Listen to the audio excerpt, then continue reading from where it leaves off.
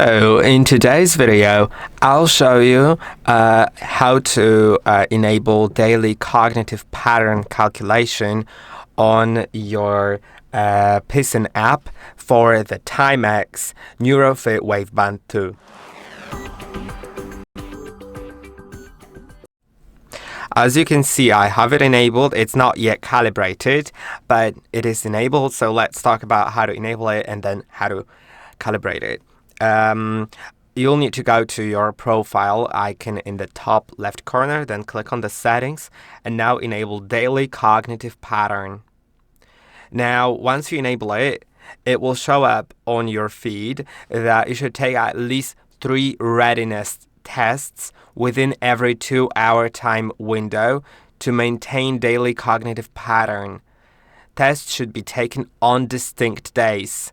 So it means that you can see there are different time windows, 8 a.m., 8 to 10, 10 to 12, 12 to 2, 2 to 4, and so on. And in those time windows, you should take readiness tests on distinct days so that it configures your daily cognitive pattern. And once it does, you will be able to see it and see insights on it. So that is basically it. I hope that this video was helpful. Don't forget to like and subscribe, and I'll see you in the next one.